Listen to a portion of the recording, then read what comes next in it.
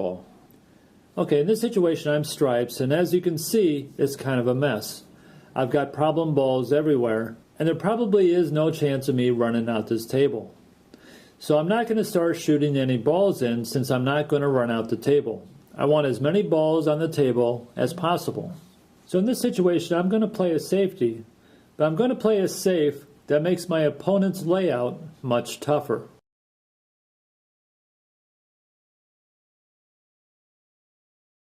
So now it's my opponent's turn. I blocked the pocket for the 8 ball, and now my opponent is probably going to shoot the 3 ball, which is going to free up my 10 ball. And if he does shoot in the 3 ball, he's probably not going to have a shot after that. Now, if I get another turn, my next focus will be on breaking out the 11 ball at the other end of the table. Okay, in this situation I'm solids, and as we can see I have a problem area at the other end of the table, the 6 and 7 ball. And the problem is there is no breakout ball near the 6 and 7, so I'm going to have a hard time breaking these 2 balls out. What I could do is I could shoot the 5 ball and try and get an angle on the 2 ball to break out the 6, 7. But whenever your breakout ball is at the other end of the table, it's going to be a lot more difficult to break out the balls. So in this situation, you probably want to play a safety, but you just don't want to shoot a ball over to the side rail like I did here. As you can see, even though it blocks the pocket for the 8 ball, it's not really going to help me with the 7 and 6. So in this situation, I'm going to play safe, but I'm going to put the 5 ball at the other end of the table near the 6 and 7. That way on my next shot I can use the 5 ball to break out the 6 and 7. So in this situation, I'm solids. And if you look over here, I've got a problem area with the 6 and 7. And the problem is I don't have a breakout ball near the 6 and 7.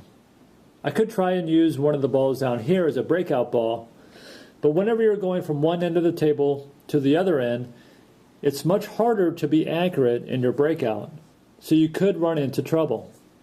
So in a situation like this, you may want to think about playing defense and just shooting a ball toward that end of the table. Here, I'm just going to shoot the 3 ball 2 rails and put it near the 6 and 7. Now, I haven't left my opponent a shot. He's probably not going to be able to run out. And on my next turn, I can use that 3 ball to break out the 6 and 7.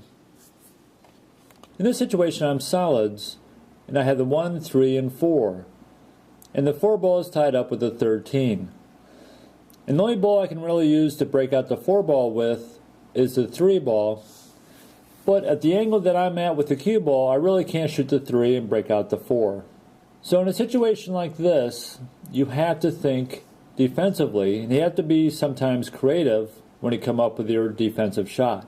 What I'm going to do here is I want to keep the 3 ball close to the 4 ball so I can use the 3 ball at some point as a breakout ball. So what I'm going to do is I'm just going to hit the 3 ball and hide the cue ball behind the 9 ball. And whenever you have a ball that's about a ball, ball and a half away from the rail, it can make for a great hiding spot for the cue ball. So in this situation, my opponent is frozen on the 9 ball, and if he tries to tap the 9 ball and get the cue ball away from this area, he's going to remove the 9 ball, which is a breakout ball, for his 13. And when I get back to the table, I'm going to try to use that 3 ball to break out the 4 ball. In this scenario, I'm solids, and this is one of those situations where it might be a good idea just to pocket one of your opponent's balls. If you look at my layout, I could probably shoot the 6 ball, probably shoot the 3 ball, but I really don't have a pocket for the 2, 5, or 7. So I really don't want to shoot any balls off the table unless I can run out. And it doesn't look like I can run out. So this is one of those situations where you may want to think about pocketing one of your opponent's balls and playing safe. Here, I'm just going to shoot the 2 ball into the 9 ball. That's going to free up the pocket for the 2 ball, and at the same time it's going to block the pocket for the 10. And whenever you can remove one of your opponent's balls, especially if it's a ball that's hanging in a pocket, that's always a good idea. So in this situation I'm solids, and the 2 and 3 are tied up, and so are the 6 and 7 at the other end of the table. And if I look at the stripes also have a problem area with the 11 and 13, but The Stripes have a breakout ball, the 10 ball, right next to their problem area. So if my opponent gets a turn, he may be able to use that 10 ball to break out his 13 and 11.